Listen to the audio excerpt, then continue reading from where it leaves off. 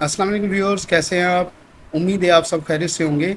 आज हम numerical number 7 को डिस्कस करेंगे और ये numerical number 7 unit 10 DC circuit का न्यूमेरिकल है। इस न्यूमेरिकल में हमसे ये कहा जा रहा है by using KVL find current flowing through 10 ohm resistance. ये जो 10 ओम रेजिस्टेंस है, इसमें से हमें करंट जो फ्लो होगा, मतलब ये करंट जो I2 फ्लो हो रहा है, तो I2 हमें जो है वो करंट फाइंड आउट करना है। ठीक है, लेकिन केवीएल जो है, केवीएल का मतलब है किरचॉफ वोल्टेज लॉ।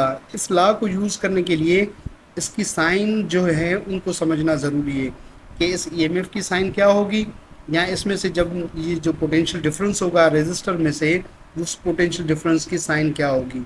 ठीक है, तो सबसे पहले हम साइन को समझते हैं, फिर हम इसके सॉल्यूशन की तरफ चलेंगे। अब सबसे पहले आप ये देखें कि लूप की डायरेक्शन क्या है। लूप की डायरेक्शन ही क्लॉक वाइज है, मतलब लूप यहाँ से फ्लो हो रहा है, इधर से इस डायरेक्शन में जाएगा। तो ईएमएफ की साइन वो साइन होगी जिस टर्मिनल में से आप बाहर निकल रहे हो लूप की डायरेक्शन में। अब लूप की डायरेक्शन अगर यूं है, तो किस टर्मिनल में से आप बाहर जा रहे हैं? आप जा रहे हैं इस पॉजिटिव टर्मिनल में से। ठीक है, ये जो बड़ी बार है ये पॉजिटिव को रिप्रेजेंट करता है, तो इस टर्मिनल में से आप क्या जा रहे हैं? बाहर जा रहे हैं। ठीक है, तो पॉजिटिव 4 वोल्ट लेंगे। ठीक है, ईएमएफ की साइन। अब यहाँ पे आप देखें कि इसमें अब किस टर्मिनल, लूप की डायरेक्शन क्या है? सबसे पहले लूप की डायरेक्शन यू है। ठीक है, इस डायरेक्शन में यू यू फ्लो हो रहा है क्लॉक वाइज। तो किस टर्मिनल में से आप बाहर जा रहे हैं? यहाँ पे आप, ये जो छोटा टर्मिनल है ये नेगेटिव का होता है, तो मतलब आप 6 नेगेटिव का लेंगे। तो इसका मतलब है कि आप माइनस जो है 6 लेंगे।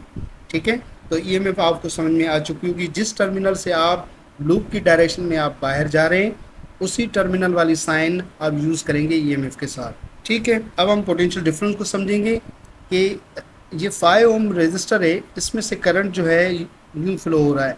ठीक है, अगर रेजिस्टर ये 5 ओम का है, ठीक है, 5 ओम का, हम कहते हैं कि ये लेट सपोज ये R1 है और इसमें से करंट यूँ फ्लो हो रहा है जैसे कि हमारे इस सर्किट के अंदर मौजूद है।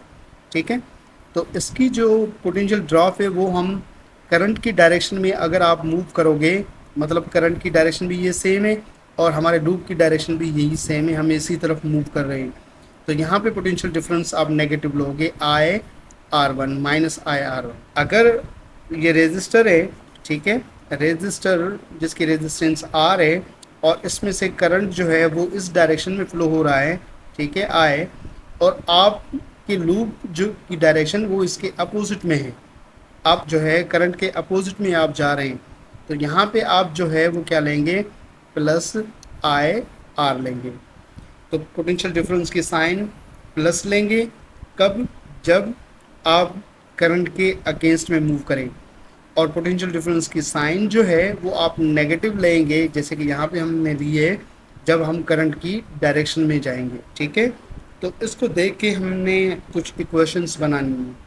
अब यहाँ पे कितने लूप हैं? 3 लूप हैं। एक लूप ये है, दूसरा लूप हमारे पास ये है और तीसरा लूप हमारे पास ये है। तो इन 3 लूप्स की 3 इक्वेशन बनानी है, फिर हमें इसको सॉल्व करके ये I2 हमें फाइंड आउट करना है।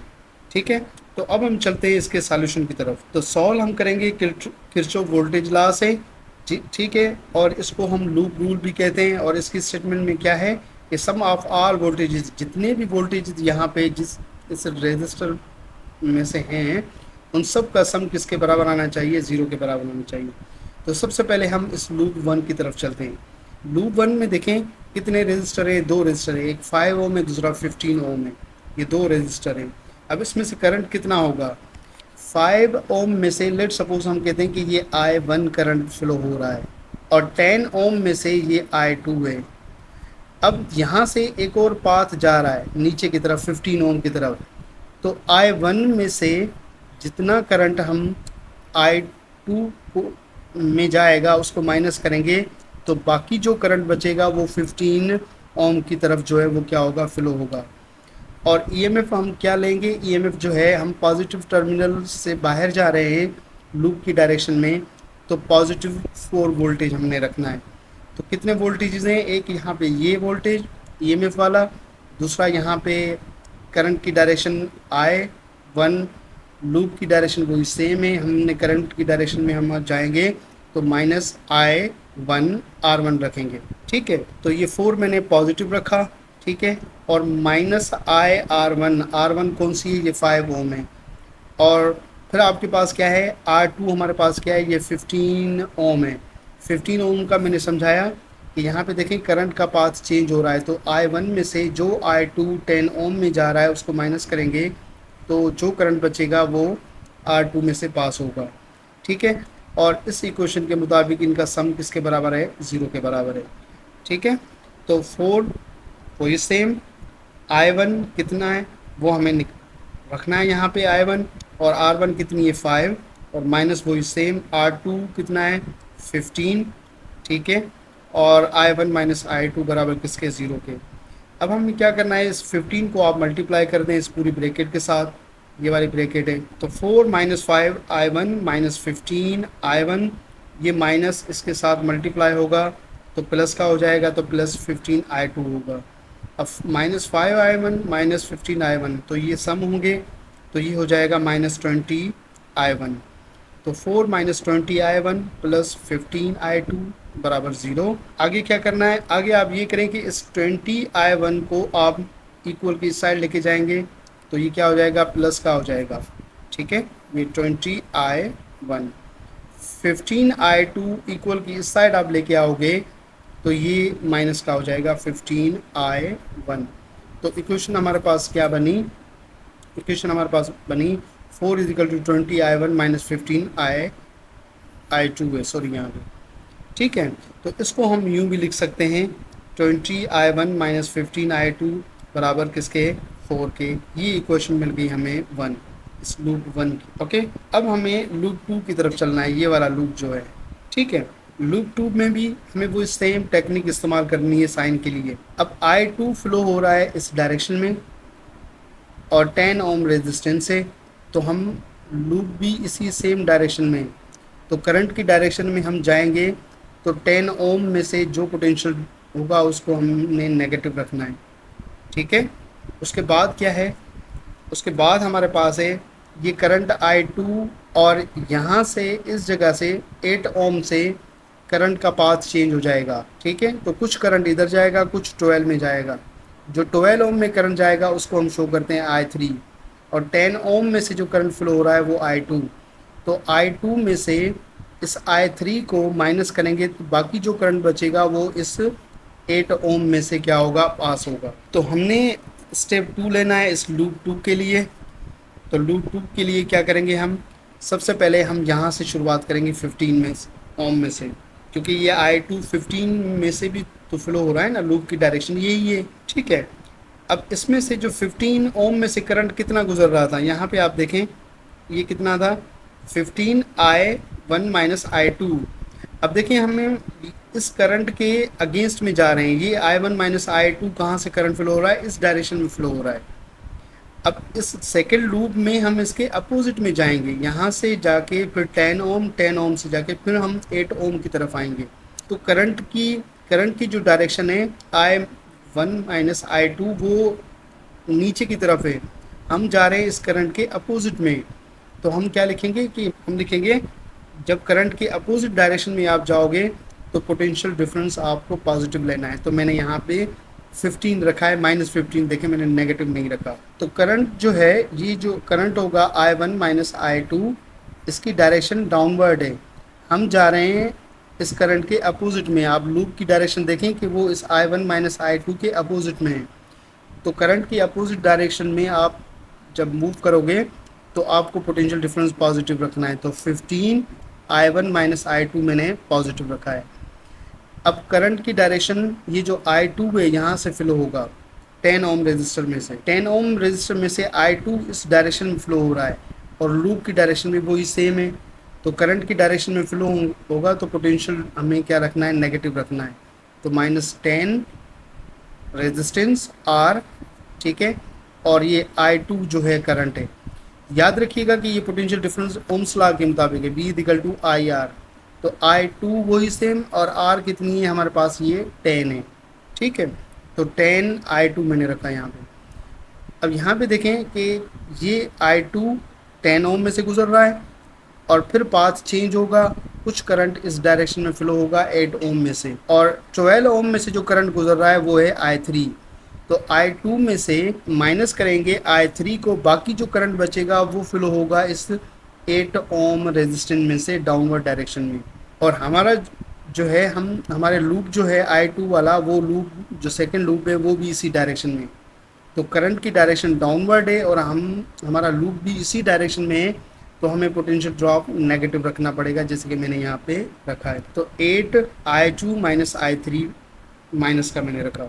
ओके, अब आप हम इसको सॉल्व करते हैं। 15 को मल्टीप्लाई करें I1 से, तो 15I1 15I2 हो जाएगा, ये माइनस I2 सेम, ये माइनस 8I2, ठीक है, और माइनस ये वाला माइनस जो है यहाँ पे जो माइनस है ये मल्टीप्लाई होगा इस माइनस के साथ, तो प्लस का 8I3 होगा।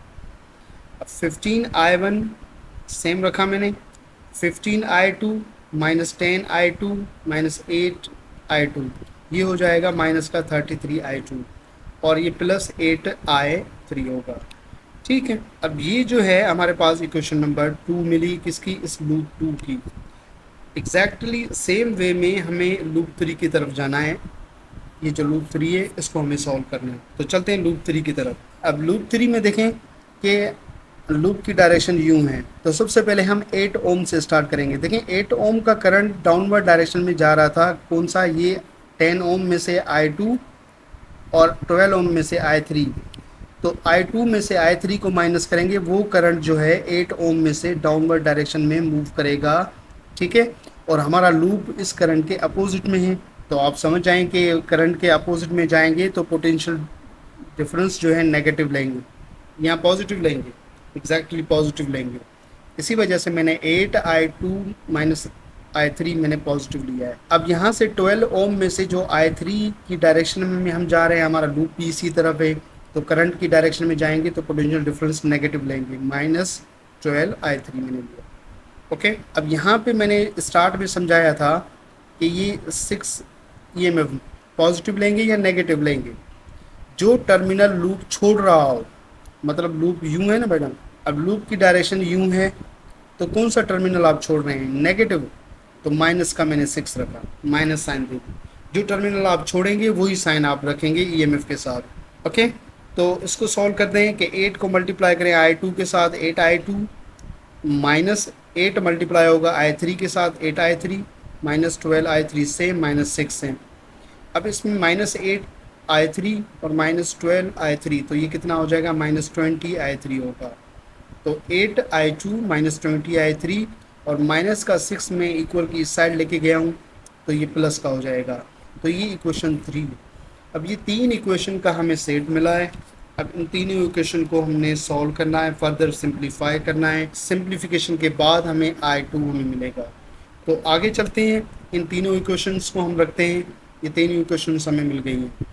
अब क्या करना है? इक्वेशन नंबर जो 1 है इसको 3 के साथ मल्टीप्लाई कर दें दोनों साइड, और इक्वेशन नंबर 2 को मल्टीप्लाई कर दें -4 के साथ, जैसे कि मैंने यहाँ पे रखा। इक्वेशन 1 को मल्टीप्लाई किया 3 के साथ, और इक्वेशन 2 को मल्टीप्लाई किया किसके साथ? -4 के साथ। -4 के साथ क्यों कर रहा हूँ ये मैं आगे बताऊँगा, ठीक है।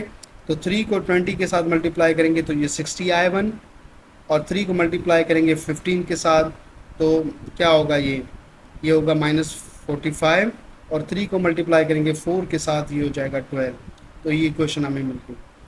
-4 को आप मल्टीप्लाई करेंगे 15 के साथ, ये हो जाएगा -60I1, -4 मल्टीप्लाई होगा 33 के साथ तो 132, -4 मल्टीप्लाई होगा +8 के साथ क्या होगा? -32I3।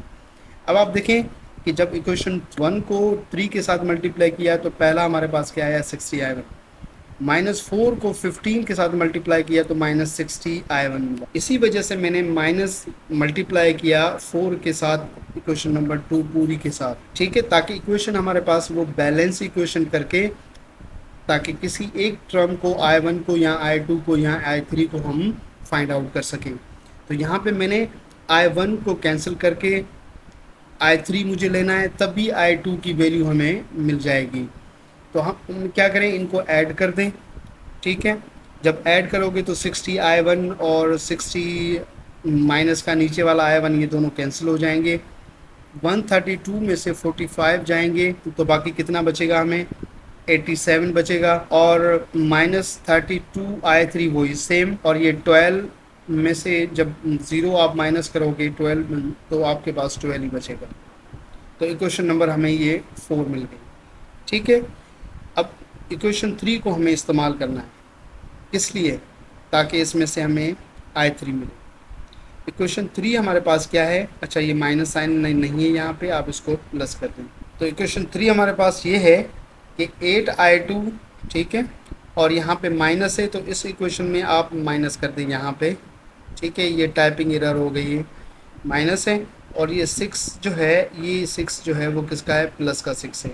ठीक है, तो ये टाइपिंग एरर हो जाती है। अब इस इक्वेशन 6 में से सॉरी इक्वेशन 3 में से हमें क्या करना है कि 20I3 को, ये माइनस का है, ये बराबर की इस साइड लेके जाएं, और 6 प्लस का है वो इस साइड लेकर आए। तो क्या होगा, तो ये होगा कि जैसे कि मैंने 20, तो 8I2 मैंने सेम रखा ये वाला, और 6 प्लस का है ये इधर लेके आऊँगा तो ये क्या हो जाएगा, माइनस का 6 हो जाएगा, बराबर 20I3 ये माइनस का था, मैंने इस साइड लेके आया हूँ तो ये हो गया 20I3 प्लस का।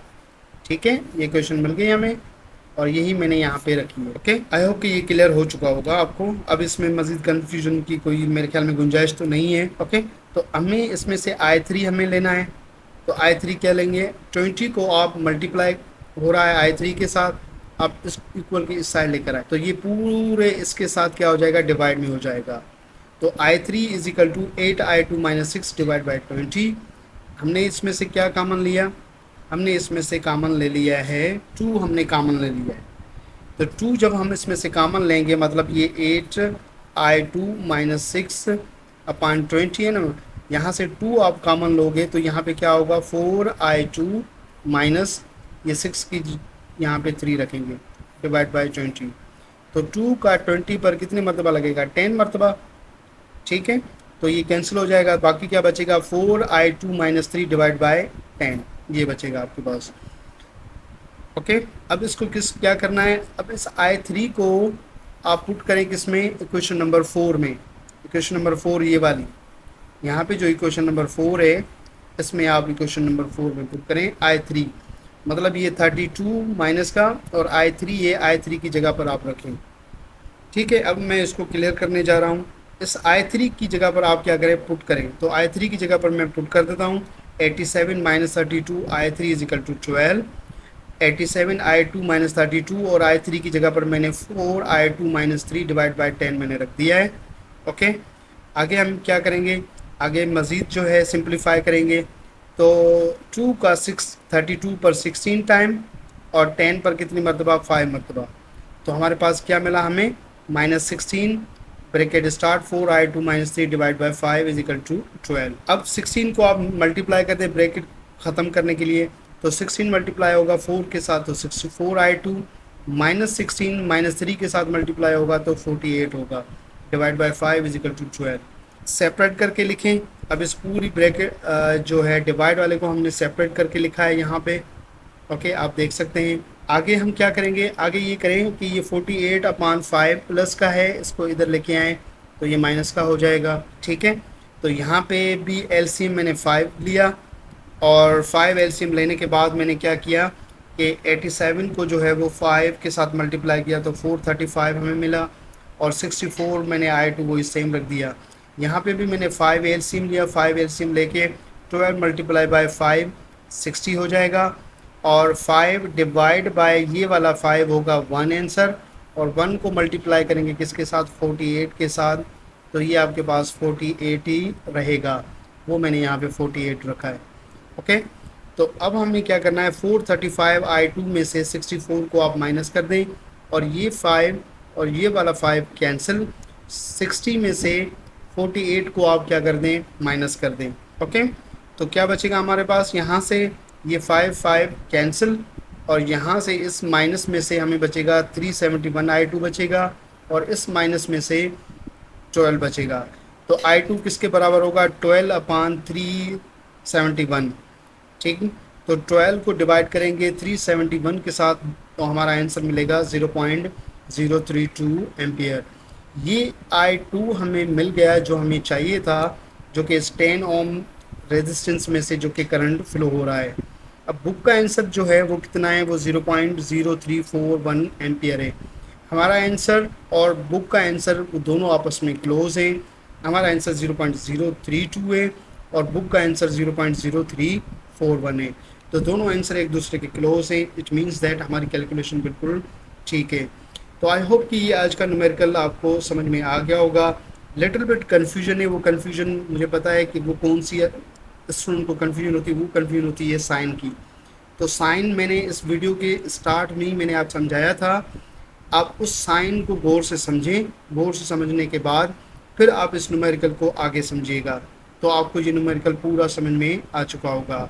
अपनी राय से ज़रूर हमें आगाह करें और कमेंट्स बॉक्स में हमें बताइएगा कि आपको ये न्यूमेरिकल अच्छे से समझ में आया है या अभी भी इसमें किसी भी किस्म की कोई कन्फ्यूजन है। अगर कोई कन्फ्यूजन है तो वो कमेंट बॉक्स में आप पूछ सकते हैं। इंशाल्लाह मैं आपको रिप्लाई ज़रूर दूँगा। अपना बहुत सारा ख्याल रखिएगा। Thank you very much. अल्लाह हाफ़िज़।